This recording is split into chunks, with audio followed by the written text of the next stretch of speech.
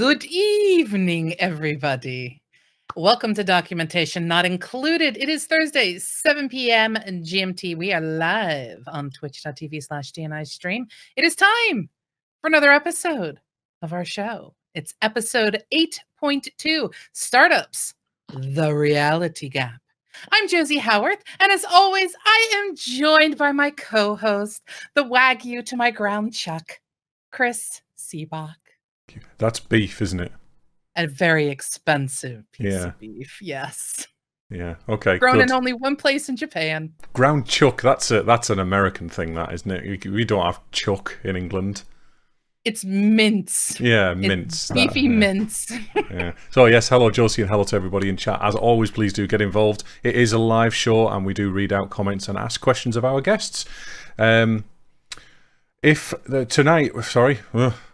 Tonight we've already had lots of technical difficulties, and I'm stuttering all over the place. We wrote the script about 2 seconds ago, so hopefully we will have a good show. We'll get on with it. So yes, tonight we are joined by two individuals who were crazy enough to take up an idea and create a startup. So, hello, Joe and Gordon. Gordon, I've been on this show before a number of times. Go ahead, introduce yourself, say hello to everybody, and tell everyone why you're here today. Okay, hi everyone, I'm Joe, and I am co-founder with Gordon, and we're here today because Josey very kindly invited us to come and talk about our journey with our startup, and I guess we're going to explore what our initial expectations were and how they've been dashed on the rocks of reality. Hi, I'm Gordon, Joe's partner in our enterprise of adventure and really wild things. Yes, I'm here today because last time I was on here talking about imposter syndrome, Josey was saying, do you want to do something with Joe? And has been pestering me, shall we say, since. And now pestering. We're here. I love how, the responsibility is put on my shoulders. Oh, absolutely. I see what you've done here. As startups, you've already shifted the blame somewhere else. Excellent start. Yeah, definitely. That's it. There's only two of us, so it's got to go somewhere else. I'll take it. So before we begin the show, as always, we have our icebreaker question. By the way, Chris, thank you so much for last week continuing the tradition. You always make me smile when you remember them. And this question is designed to just get to know ourselves a little better. Has nothing to do with development. And my question is this. You have found yourself in a dark alley. All of a sudden, a fight has broken out. You can choose one animal, and only one animal, to fight by your side to help you win this ongoing street alley fight. What animal would you pick and why? Honey badger. Straight up. I don't have to wait. I have to think about this one because they are evil and very vicious. You took the words right out of my mouth. I was just like, it's straight up honey badger. It has to be a honey badger. So what about you, Joe, then? What would you use? Well, my first thought when he said, fight breaks out in an alley, what animal? And I was thinking, I'd get a horse and just ride away. I'd be... that is an option. It could help you win in some strange way. Yeah. I just think quite often when it's that fight or flight thing, for me, unless I've had a couple of drinks, it's usually like flight. And if I've had a couple of drinks, then I think I'm like some kind of massive peacemaker. And I sort of like stride into the middle. Hey, come on, this lad, he's had a nasty knock there, and it's not worth it, lads. It's not worth it. That exactly, is so Yorkshire. Gordon? The animals. Grizzly bear. They're pretty hard. See, I thought he was just going to go with a horse, but no, he's decided to go with a grizzly bear. My bad. Didn't mean to talk over you, Joe. What about you, Gordon? I need a little bit more specification on this fight that's going on in the alley. Like, who's the opposition? It's a dark alley. You don't know. I can't see the opposition. Well, in that case, something with like, I guess, sort of cat's eyes, so it can see the down the dark alley. But a mountain lion.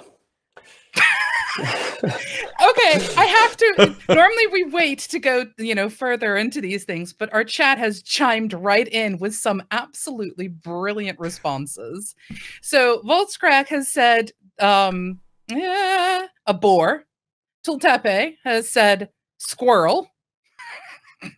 Squirrel. And Vina said, I'd like to say a fox because they're cute, but heck, let's go with dragon. I've got two problems with the Venas specifically. I did not specify at all that it had to be a real animal. Well, that was the thing about the dragon. It has to be real. Come on, you can't just magic up come on, you're in a Yorkshire alley. You know, we're having a fight outside of Wetherspoons. You're in Yorkshire. It could have been a Komodo dragon. Those things are vicious. Yeah, if they bite you.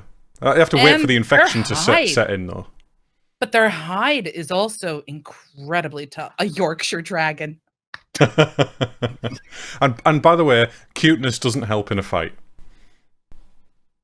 Unless you're a Pokemon, I suppose. Depends who the opposition is. See, Gordon's like, I'm going to solve this by breaking it down. Just like I'm all about the requirement specification. Yeah. You've got to get this up front. So enough of this nonsense. We've got to know everybody enough. Let's get on to the subject at hand.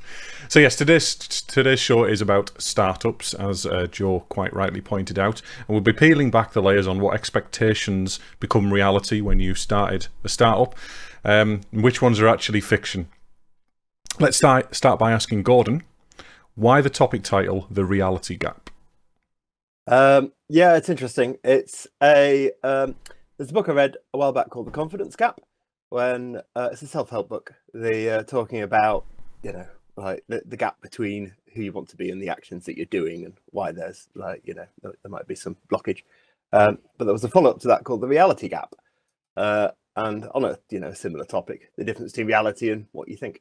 And I don't know, it always kind of chimed with me as a nice phrase. And then I was asked to do a talk at a trade show called Event Tech Live.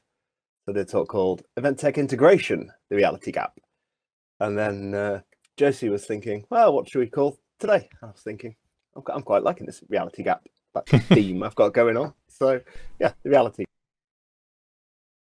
And we've lost his voice. We've just lost his. Did you accidentally mute yourself? I accidentally muted myself.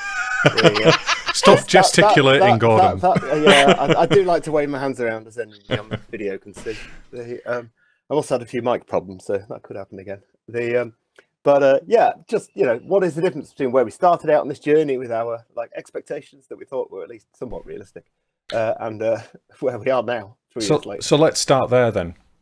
And I want you both to answer individually. I want you to tell us how you started and what your expectations were when you started. I suppose you can have lots of expectations around the product, around the market, around the workload. What did you think about? What was the first thing that you guys thought about? So Joe, what did you think about when you first started the business? So I think the business came about because I had quite a clear vision for what the product was going to look like and what it would do.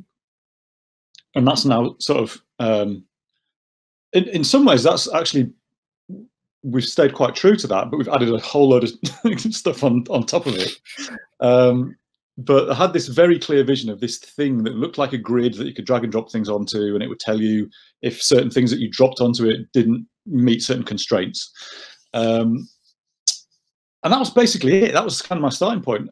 I was kind of thinking, this might be a little bit of a side project that we do. You know, we sort of still work full time, and this will be like a little thing we do on the side, and, you know, to be a useful tool for people, and maybe we'll make a few quid out of it. So I didn't really start thinking I'm going to be a SaaS founder and I'm going to start this whole business and make loads of money and all that kind of stuff. But then through conversations with Gordon, it became clear to both of us, I think, that actually there's quite a big opportunity here. So it's worth really trying to commit and invest a lot of time into it, because that was the only way really we were going to come up with something that would deliver value to the market. And if we didn't do that, we probably just would never actually really deliver anything. And so I guess the question about the gap between our expectations and reality is, it's a bit like, well, our expectations at what point? Because they were kind of evolving through the whole process anyway. It wasn't like there was one starting point and our expectations were fixed at that point, and they've differed from it. But there were certainly points along the way where I think we had a sort of certain idea of how things would pan out, and they haven't done anything like that. So specifically, I've got some cash flow forecasts from very early on. Yeah. January 2018, we're going to be turning over $1,000 a month, and then January 2019, we're still not turning over $1,000 a month. So yeah, there are certain points where you can say, right, we had a very specific set of expectations at that point, and they were nowhere near what actually happened. I think actually it's worth just digging into on the surface what your responsibilities are in the business, because we know, Josey and I know, and we forget. We also haven't really explained what lineup manager is to the people who haven't heard Gordon on the show before. So can you just give us a brief overview of what your responsibilities are, and the kind of the business? Yeah, okay. So just a quick sort of explanation of what the business is. So if you are an event planner and you've got to pull together all your content for like a conference or like an exhibition learning program or a festival, usually that involves doing some kind of call for speakers or call for papers where you gather all these offers from people who are going to contribute. Often they'll get sent around for review by a panel of peers. Then once they've been reviewed, you then evaluate all those reviews and decide which of those offers you're going to include in the program for your event. And once you've done that, you've then got to schedule them all onto your kind of timetable or schedule for the conference, whatever it is. Then you've got to publish that schedule so that attendees know what's happening where, and then you might have some digital signage around the place as well. And that's basically it in a nutshell. So the product basically allows event planners to automate loads of steps in that process, because you do it manually with like email and spreadsheets, Google Forms, Dropbox, these familiar free tools. There's actually a lot of manual steps still involved in that, and there's a lot of scope for accidentally duplicating data or deleting things, data getting out of sync between one end of the sort of data flow and the other. So there's a ton of admin, there's a ton of really low value repetitive tasks in there. And I was doing this for a job, so I was like, this is terrible. Ah, right. So that's your background. So let's go into your background. So you're the non-technical person in the business. Well, I'm sort of recovered technical person. So okay. my degree was computing, and I worked, and this is how Gordon and I met. We used to work together as, well, basically Unix sysadmin support people at a business ISP. And then I went off, I had a bit of an epiphany about the state of the world and the environment and everything, and went off to work for an ecological charity. And part of my job there was running events. And so when I was running these events, I was like, oh my God, I can't believe that this is so difficult. Yeah. And there aren't any decent tools to help me sort it out. But by this point, I guess I'd become pretty rusty. I'd never really been a developer. But Gordon, in the meantime, had been, he'd been continuing to work in tech, and he'd become much more senior, was doing a lot more kind of like solutions architect type things, and was like, coding as a hobby on the side. Right. So I got back in touch with him and was like, I've got this idea for a product, but I don't really have my skills are so rusty.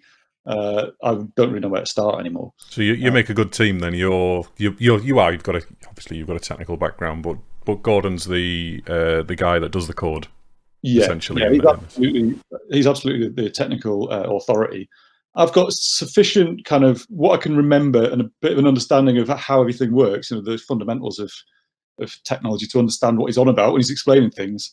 But I absolutely let him take a lead on it, because it just makes sense to do that. So speaking of Gordon, then let's go back to the original question.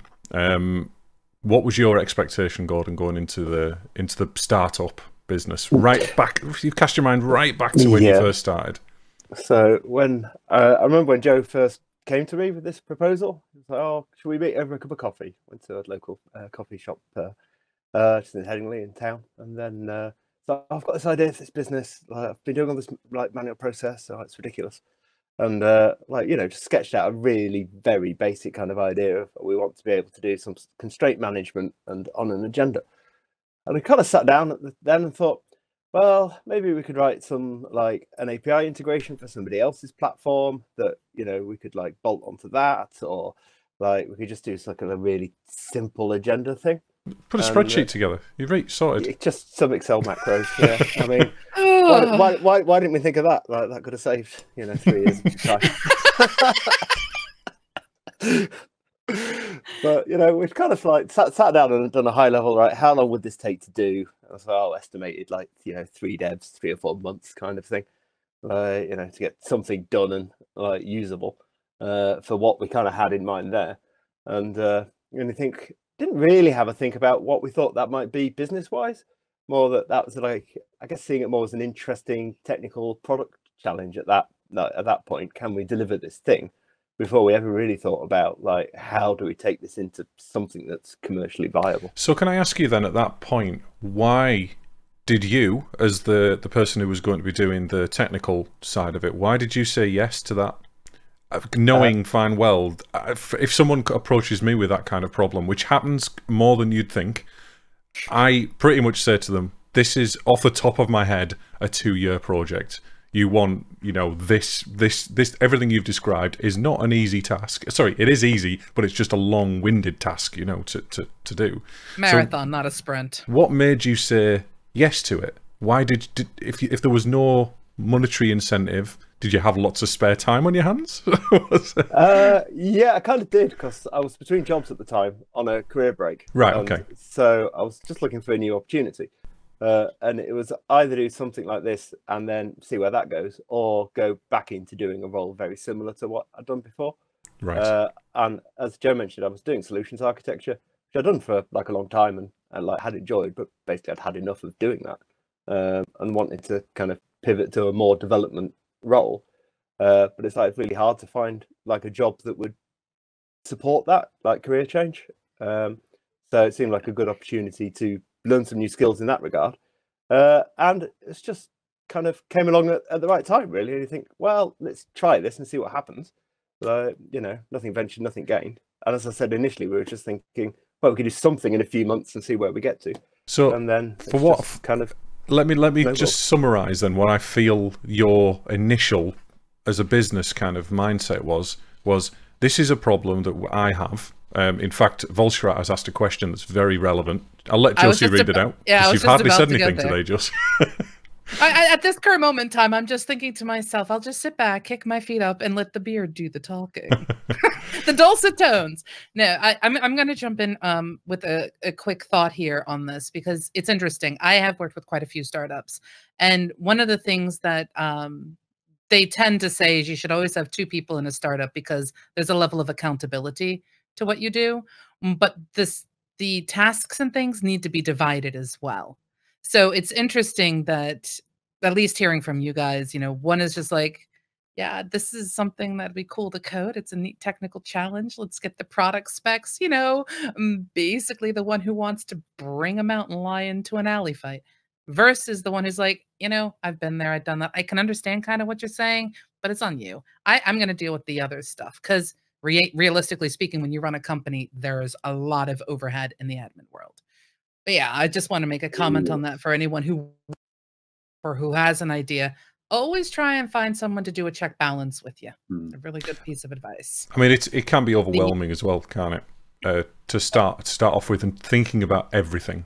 It's that identifying that need. I think at the beginning of the processes, you had a need, Joe, for this product. Yeah. I mean, I quite often have a need for a product of some description that there's no gap that's filled. I've done it in the past, and I've went off and I've started writing my own thing, and then I realise technically I can do it, but it's going to take me so long. And where's is it just me that's going to use it? Then I think about the business side, and then I think about, oh, hang on, this is a lot more of an undertaking than. But you didn't really have that at the beginning. Is it fair to say you didn't really have that trepidation of? Yeah, I think we'll get to the point where they actually start the company because right now they've just got an idea, right? This is the foundation of literally every single SaaS I have ever seen. I mean, my goodness, Chris and I are going to be writing a SaaS next year, on documentation not included. That is a drop. I will not repeat it. I hope you're listening. So what Voltrak is asking, though, is how confident were you that there was a market or demand for this? And that leads into the whole, you've now had an idea, you're goofing off with code, you're coming up with some kind of MVP, even though it's not an MVP at the time. It's just a, does this tool fit my problem? It's what a lot of us developers do. We hodgepodge until we find something that solves our problem if we can't find something that's already been created. So you now move into this world of, there's a market for this. I mean, where did you make that, to quote the management side of Gordo, the pivot? Why did you even pivot?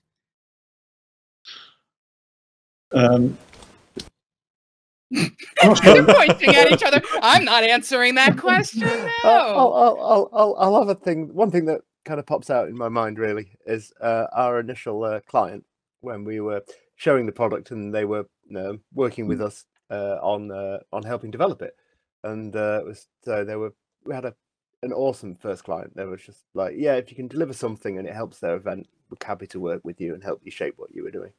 And we'd made some good progress on the initial bits, like being able to define in an event what a session is and what a speaker is, and start planning things on an agenda. But then he said to us, well, that's nice, but I'm not going to sit there and type in like 200 sessions worth of data. And I think, oh, okay, yeah, that's a good point. I could see how that would be a problem for you. And at that point, we kind of started to think about like, what is more the kind of flow of data through this kind of thing, and what features do we have to add, in this instance, ultimately a call for papers, so that data can be received into the platform. But it's kind of at that point where we're thinking, right, okay, it's not just something that we've done for ourselves, it's going to be something that, you know, needs these features so people can practically use it. And then as soon as we started looking at call for papers, then you're thinking, right, okay, these exist. Like when we were thinking about the agenda, nobody was doing what we were doing. But when you start looking at call for papers, plenty of people do that. So suddenly there's all this awareness of like what else is going on in the industry. It feels like that kind of was quite a big change in how we were seeing the business, really. You just touched on something there about your initial client as well. I'm going to take you a step back. I want to get granular detail out of you guys. I'm not necessarily wanting any trade secrets, but the startup aspect is what's important here. That initial client, did that come from your existing contacts? Did you land on it after you'd had the idea? Were they there? Were you working with them from the very the conception of the idea? Yeah, so we were. I was going to say we're lucky, but I guess in a way you make your own luck. It was basically the charity that I was working for doing events, and I'd got to the point where I'd kind of convinced my boss that they needed to have somebody dedicated doing events. And so they brought in like someone who had previously been a freelance events planner, who then came in as part of the staff. And so I think I was still working for that charity at the time, a few days a week, but was now developing this product on the side. And so it was still my employer at the time. We were able to say, I'm going to write this tool that we can use internally to help with when we're doing events. Okay. So yeah, it worked that way, really. That's the answer I was looking for. I was trying to figure out how that connection worked, because some people accidentally land in there. Some people go out and try and find clients, and it depends on the product. But most of the time, and I'm working with 3 different clients at the moment that work exactly that way. They have one major client that they develop their core software offering with. These are power users. These are people who are they don't have ownership of the product, but they have an investment in the product, in that they're going to be using it. I'm assuming most of the time they get some kind of discount or special treatment, that kind of thing, because they helped develop the product and develop the business. So after you went past that stage, is it safe to say you're past that stage now where you've just got one client? You've got multiple clients. Yeah. How did you go about starting to build the business then? What was your next focus after getting your MVP together, having that initial client appeased? Right. Okay. So I guess we were quite lucky, because that one client, because they were working part-time for this little charity that I was working for, so that's how we got connected to them. But because they were a freelancer, they were also quite connected into their particular little sector of the events industry. And so they were able to connect us to another event that needed a similar product. So we had like 2 beta clients, really. And their requirements were a little bit different. And the second client, that was like for a festival, and they had, I think it's fair to say, Gordon, they had a much broader set of needs and requirements, but they also had a very technical user as well, who's like the developer. And that was really useful because he could like give us a really detailed requirement specification. And it was just a really positive experience to help us develop the products the way they needed it developing, but also, so it met their business requirements, but he was also able to talk to us in that sort of technical language and give us what we needed to develop. So we fell on our feet with our first couple of clients, really. But then after that, it was like a bit of a yawning chasm opened up. From these couple of like scale mates to actually selling to people who are out there in the market, like finding new customers. See, I'm going to jump in, Chris, because you are Mr. Questiony today. But it's interesting to me because one of the things that I have heard from startups before is when they get those initial clients, the ones who really are the ones who are like, oh, I just found this bug, and they're like totally laid back about it, and it's not the end of the world, but they're helping you develop the product.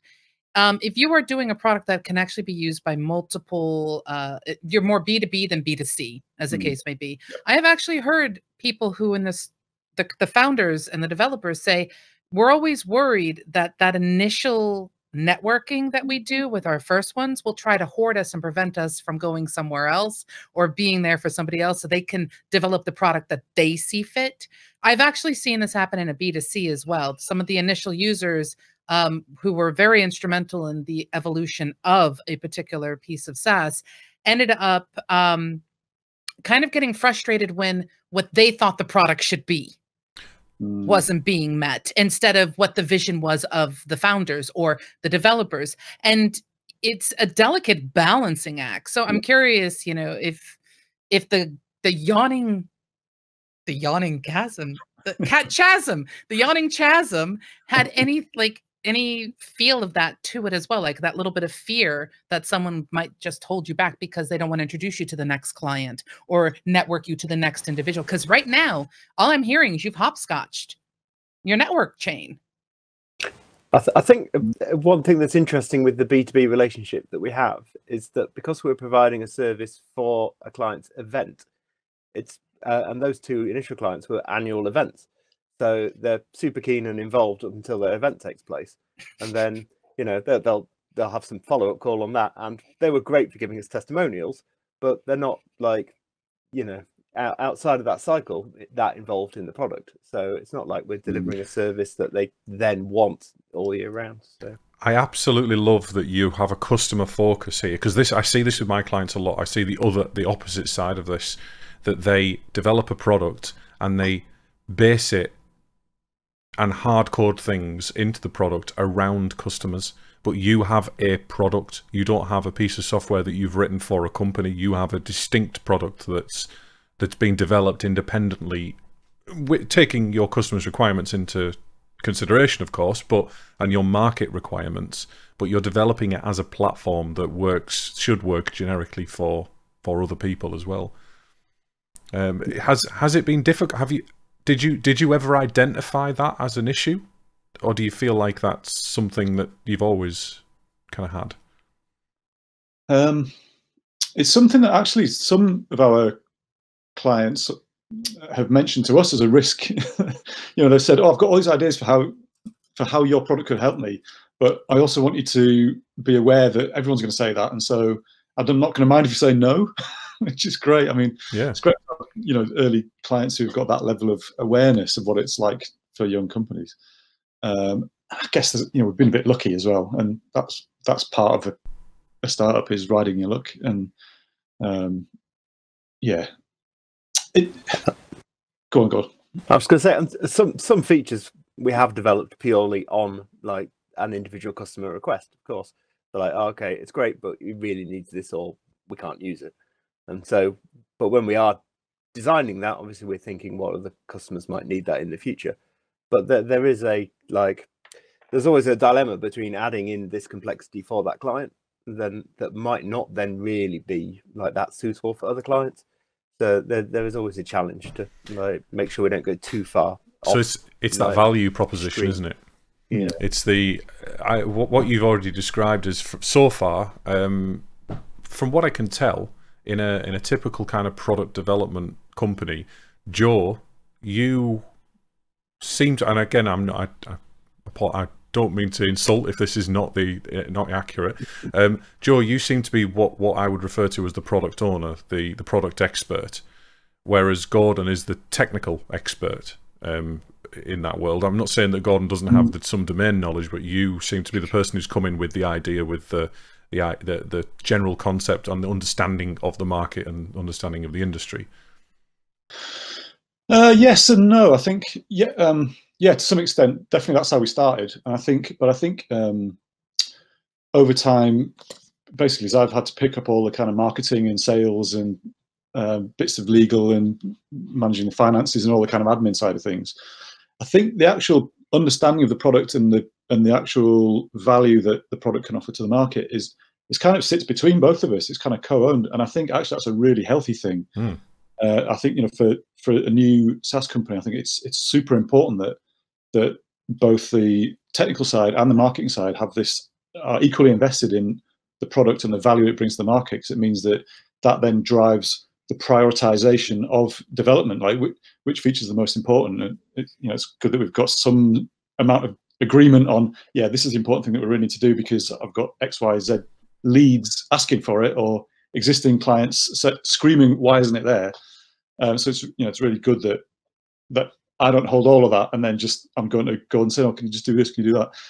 That he also has a decent amount of market awareness to be able to, we can have that conversation between us about, well, what do you think is most important? What do we need to do next? And so on. So that, I think, I was going to say, I think because when we both started, we didn't really have, neither of us had any familiarity with the event tech market really at all. So that's something we've both learned as we've gone along, like going to trade shows, meeting our partners and competitors. So we've both grown that understanding together. Right. And I think that's kind of reflecting how we've grown our vision for the product between us, really, rather than it being either of us being the specific product owner. Absolutely. Yeah. It's so that kind of leads me on to another question of when you because you've both developed this understanding together, and because you both have opinions and you both have ideas for features. Yeah. I'm not asking if you've ever argued, but have you ever argued? Well, have you ever knocked heads about a particular feature or a particular priority of a feature, or has that not really occurred with you guys yet? And do you see it occurring as you grow? I mean, the closest thing to what you're describing happened yesterday, actually. Okay. Well timed, Chris. Good job. That's what I'm here for. And so there's a kind of quite a large, whole new feature set that God basically put together over the weekend. And I think, there's been an interesting experience because I think there was a difference between us about understanding how important that might be to future clients. God thought it was very important, and I was a bit like, well, maybe it's something we can think about sometime back end of next year. And then sort of like yesterday, kind of turned around and said, right, I've got this thing to show you. And he'd done all this work, and there's this whole new chunk of products there. And I was sitting there thinking, well, I came into this conversation thinking that actually what's really important is consolidating what we've already got, polishing the UI, making it a bit more usable, doing some of the documentation, and really helping users to use what we've already got rather than creating a whole new chunk of functionality. And so we had to kind of navigate that conversation between us. See, it's not that I was asking for necessarily if you've had conflict or anything like that, because conflict is healthy in a lot of situations. Very, very healthy. What's interesting to me here is I'm doing a lot of agile and scrum work with big teams. I'm doing lots of work with small teams as well. And I see the same problem crop up time and time again, in that the ownership, everyone's got input on something, but the ownership is not well defined of who is that product owner, who has the final say of what the best value is for being developed within the product. And I imagine a startup is no different in that you have that same problem. You just demonstrated it there. And that's something that you're too small to have a team of people that work for the product owner. You know, you're too small to really have too many. You haven't got enough resource to have too many bones about these things. But these things will occur as the company grows, and that is a line that probably needs to be drawn in the sand, not now, but at some point in the future. I think. Sorry, I've been doing all talking. No, I was just going to say, like, on the thing that I experienced yesterday, it comes down to a motivation thing for me personally. Because the last few months we've been working to like fairly tight deadlines to deliver some functionality, and we've been out doing a lot of sales and marketing thing, and I haven't really had a time to just like sit down and go, all right, I'm just going to like geek out on some new feature, pull together like what I think the model should be, work out some like user journeys, and go, right, okay, bam, I can just focus on this for like 3 days and like find something that I think can be good enough for a proof of concept for a client. Like, you know, stick it behind like a feature toggle and say, okay, you're interested in this, would you be happy to check it out and give us some feedback? And we hadn't really discussed implementing this, but because we'd been at a trade show and had a few discussions with people, and like kind of had an idea at the back of my head for a long time, but I was able to clarify what I thought the scope of it might be through being at the trade show and having these conversations. And I thought, actually, this isn't that impossible to do. It's a lot easier than I'd imagined. So I just thought, right, okay, I can sit down for a few days, do something, and like go, well, can we get to something that's good enough for an MVP? But really, it's a motivational thing for me. So I want to do something like that again. You know, that's why we got into this in the first place. Like, this is cool. We can bash something out, see how it works. It's interesting. It's really interesting to me that the same dynamic exists everywhere, in enterprises, in startups, and in companies that, you know, medium-sized companies across the entire board. If that isn't defined, and techies always want to geek out as well, that's always the case.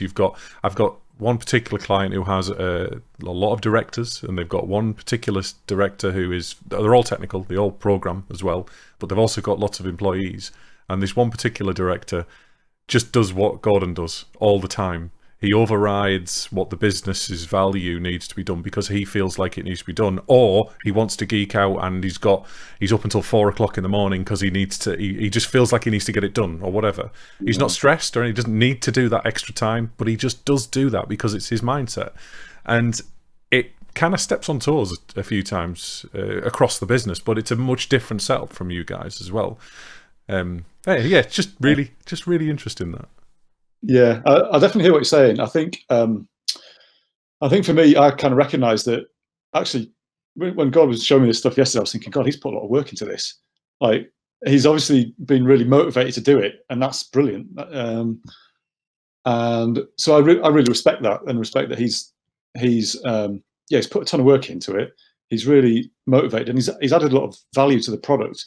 And I do completely trust that when we sit down and say, right, actually, we need to sit down and work out what are all the strategic priorities, that we will be able to do that. And at the moment, we just don't have a huge amount of clarity around that because we've been so busy just doing. We haven't stopped to plan much. So neither of us are massively clear at this point in time exactly what the roadmap is for the next quarter or 6 months.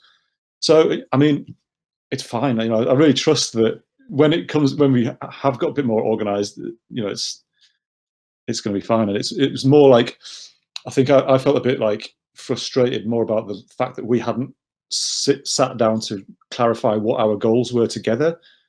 And so the space was there for, and equally, I'm sure I do stuff where, you know, Gordon will think, well, he's gone off and written a blog post about quantum computing. What's that got to do with the business?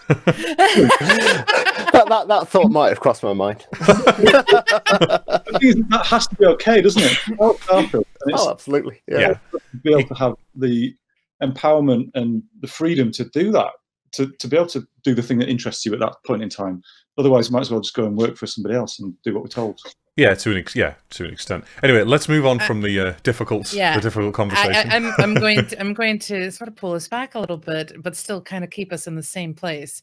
So at this current moment in time, after listening to all of the things that you guys have been saying, you know, your reality gap in everything that we've discussed, because there is a lot more that we can cover, but it just means we'll just have to have you back, obviously. But the reality gap that you had, you had an expectation when you started, and your original expectation, based on what I heard, was just, I kind of want to see if we can do a tool to make my life a little easier at work because, oh my gosh, I know that it can be done. I just want to talk to someone to make it happen. And then it's turned into a, well, they liked it. There's actual potential for something more here.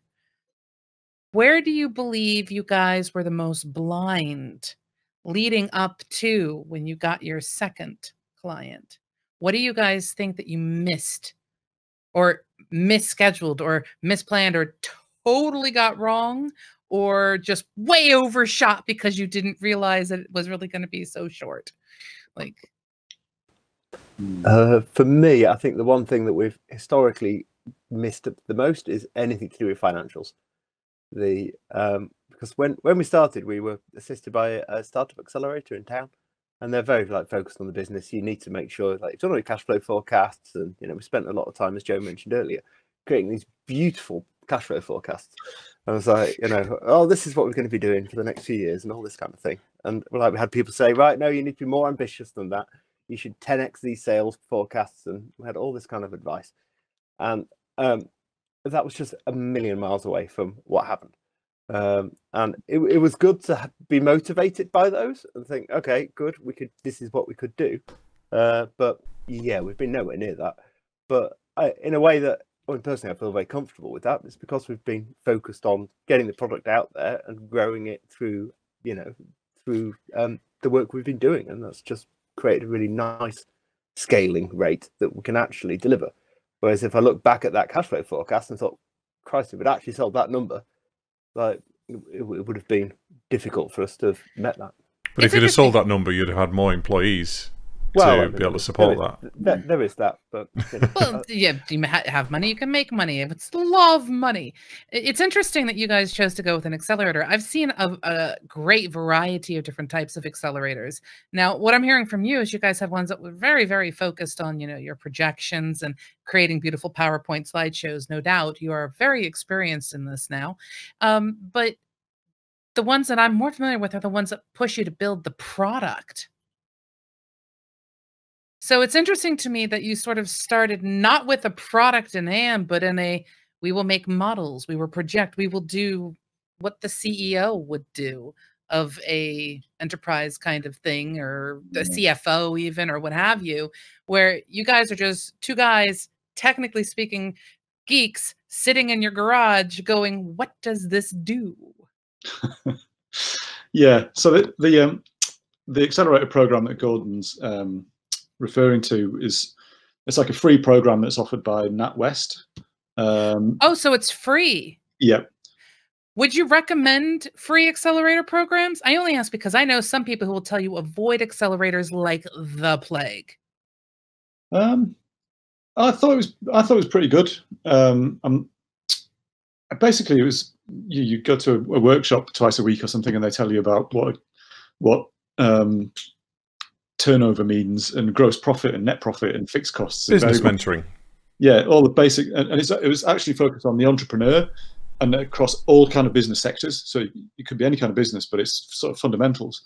That was quite useful for me because I've never, apart from doing like little bits of freelance stuff, I've never really done a proper actual business like this. So I got some really useful stuff out of it. Yeah, they were quite focused on the personal development side of that journey as well. So there was a lot of useful guidance in there, and how to manage your mental health, and how to push boundaries to be a successful entrepreneur. So there was a lot of benefit there as well. Too many startups burn out because the people who are responsible for the startup feel they have to work 24-hour days. Yeah, it doesn't work. No. Yeah. So yeah, I think one of a pretty fundamental thing about our journey is that we decided to bootstrap as well. So, some of those financial projections could have become fact if we'd taken a load of angel investment funding and been trying to get a Series A about now.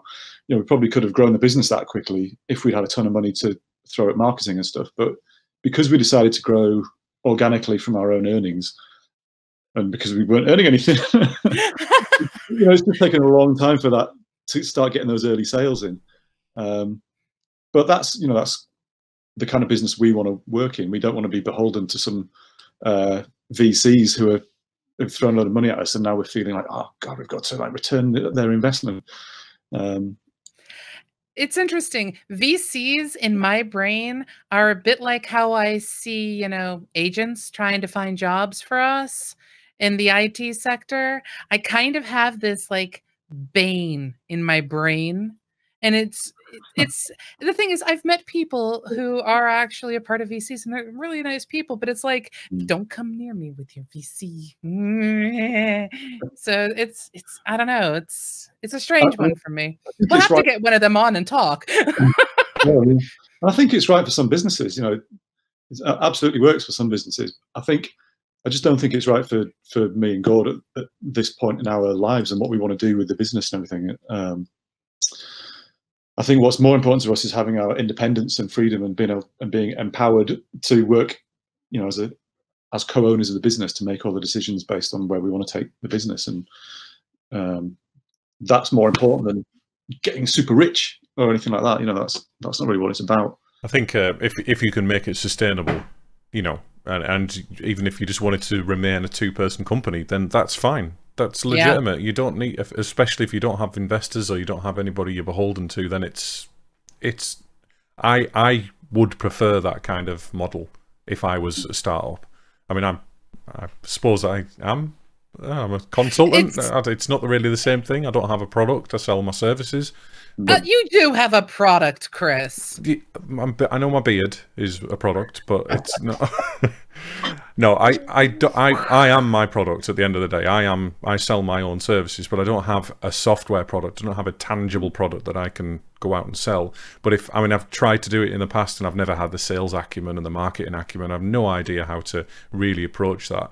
Probably would be better at it now I've got older and I've got more experience of business and how businesses run, and I've got more kind of stakeholder level engagements going on. But it's still, it's admirable that you want to do that, and if you can sustain it, I'm behind you all the way. I really am. Yes. And I'm actually going to totally interrupt us because we are getting very close to the end of our show. We are. So real quick, any final thoughts that you want to add before I bring us to our BYOB? BYOM.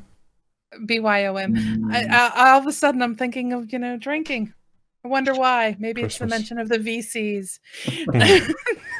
Talking of drinking, I think one of the things that's important to do in the startup journey is to remember to celebrate what we're doing. Yeah. Because it's easy to forget.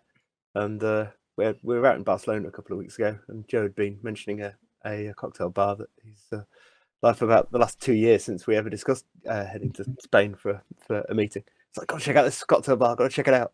So my expectations were like, up here. And then we went on one of the nights after the event. It was amazing. Like, lovely 30s cocktail bar, guys and DJs, bow ties, doing all the kind of, the thing. It was great. And it was just a really nice bit of celebrating on the success and everything we've achieved. But I do hope there's video of it, and it's something that we could potentially blackmail you with in the future. And now we're being asked by our live chatters if we can do a 2-hour show. No, but we've got plans for things in the future, and we'll get to it. So, BYOM. This is where you get a chance to just reveal something interesting that you have learned this past week. And it could be about anything. It could be about a plant. It could be about a car. It could be about a food. It could be about an animal. It could be about development itself. Guest's honor. So, well, it's AWS reInvent this week, isn't it? So there's a load of stuff coming out of that. So the thing that Gord shared with me, actually, that I'm excited about is Amazon AWS Braket, which is their basically quantum computing as a service. So I'm super excited about quantum computing's possibilities, because part of our product is around scheduling and being able to optimize scheduling. So it's a nice product that lends itself to quantum. Obviously, this stuff's like 5-10 years away before it's actually going to be useful or going to be able to use it, but it's just kind of exciting, funky, sexy tech at the moment, isn't it? So yeah, I'm quite excited that AWS have brought that out, and so there's like a whole toolkit, and it's they've got like a whole front end on it. There's different. There's 3 different startups at the back of it. So there's IonQ, Rigetti, and D-Wave, who've all got slightly different approaches to quantum and how they do it. And so you can write the same code and run it on these different quantum computing backends. And they've also got a lot of pre-written algorithms that you can play around with and explore. So I'm quite excited about having a play with that at some point when I eventually have time, when I'm not writing tweets and blogs and doing marketing and sales stuff. So yeah, that's me. What about you, Gordon? I'd just like to give a shout out to an organisation in Leeds who's been providing a training course I've been going to through the last few weeks through the charity work I do with Time to Change. They're called Humans Being, which is just like the best name ever. But they provide training on well, all kinds of things, but particularly like well-being, communication. And we had a really good week on consensus decision making in teams. And the guy, there was a proposal on how to do this, and I'll just quickly go through it from a very high level, but basically to take a rounds-based approach and start with a question from the chair, then everybody says information they know about that question, then there's a round of what people think about that question. So there's a chance for everybody in that group to chip in about what they think, because often in a group people like feel either difficult to, like, they withhold what they want, they're really thinking, or they don't find a way to fit it in, or people overtalk and all that kind of thing. But it's just a simple round of what everybody thinks, and then like to start looking for consensus, looking for a proposal, and then modifying it and agreeing with this proposal. And we just went through it for an event that we're organising with the charity, and it was the most efficient conversation we'd ever had. In terms of like getting a decision on whether we wanted to do this thing, when it was going to be, what resources we needed, and it was really simple and structured. So I learned a lot there. It was really good. But yeah, Duncan, the guy there, was awesome. And if anybody in Leeds is looking for that kind of thing, they're called Humans Being, and I would highly recommend them. Chris? Oh, mine's pretty boring this week. I've learned how to use LinkedIn finally. How many years have you been a member of LinkedIn, well, Chris? I've said a number of times on this podcast and in our Discord and everywhere that every time I log on to LinkedIn, part of my soul dies. I absolutely hate the place, but I'm very passionate about this new legislation that's coming in. In fact, these rule changes about legislation that's already existed, and I've been posting about it quite a lot. And if you post things that you're passionate about, that other people are interested in any way, shape or form, that's a form of marketing yourself, and it's a form of networking, and it's something I didn't really value previously. I didn't think anybody else was interested in my opinions and things, but it actually happened, and I've actually gotten business from just posting my opinions and free advice, if you know what I mean, on how to be and how to do things for people who, in my situation, who were affected by this particular brand. So I've learned that LinkedIn is more than just a stream of advertisements and a stream of motivational posts and agents, just a stream of recruiters saying, what are you, a one-girl company? And all the other things that I still get the message. I still get messages. I've had so many people ask me for free things as well, like just add me as a connection and then just drop me a message a few minutes later going, oh, can I posted some advice about how to write your CV as a contractor. At least 4 people sent me a message saying, can I see your CV then? I was like, well, no, it's not. Well, none of your business what's in my CV, but I'm happy to provide some consultancy on your CV if you want. And I've actually gotten business from that. So it's a tool that can be used and can be leveraged in your favour. Well, I'm about to show my geek. For me this week, because of the fact that Chris and I have something interesting planned in the new year involving .NET Core, when I go to learn something, I have to come at it from an angle, from something that I understand. That's how you do it. You sort of make analogies, you make connections, etc.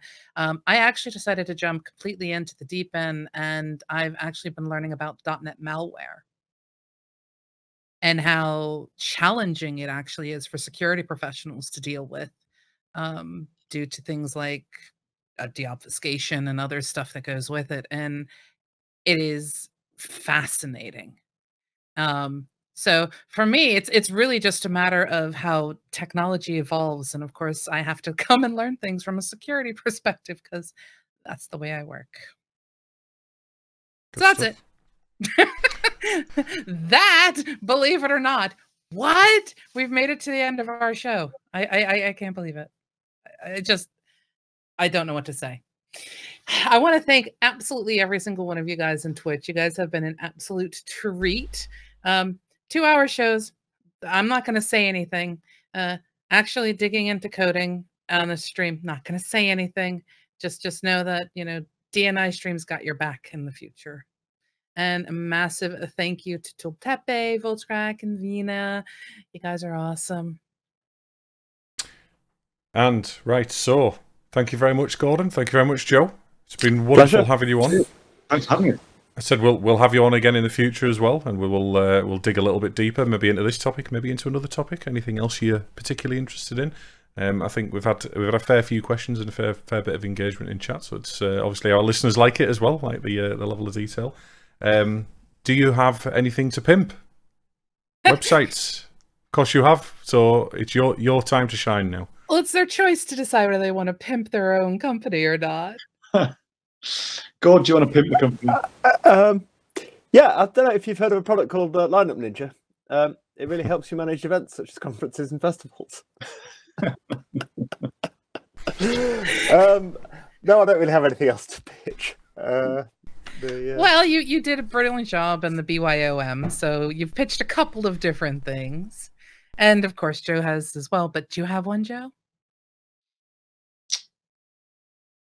No, I really don't. Just, yeah. Fair enough. Most people don't have anything to pimp, but you guys at least have your company to pimp, which has pretty much been the whole episode anyway. So, you know. Ninja. Wow. So yes, in terms of our pimpage, you can follow us and go onto our website. It's www.dnistream.live for all our links to our social media, our Discord, our email, etc. If you want to be a guest on the show, you've got any topic ideas or anything like that, please do drop us a message with our contact form. And you can give us some feedback, tell us to shut up, tell me to ask less awkward questions to our guests, whatever.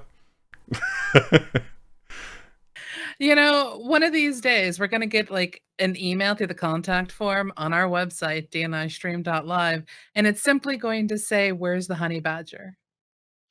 And it's going to be amazing.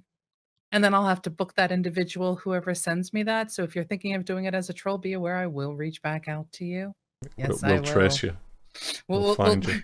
We'll backtrack you. God, that shows age.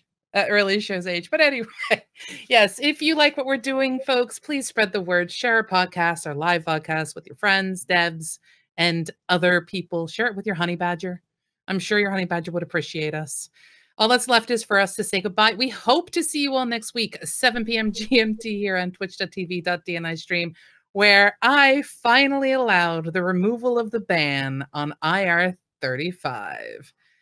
That's right. Jamie from .NET Core Podcast will be joining us next week as I put a red flag in front of Chris's eyes.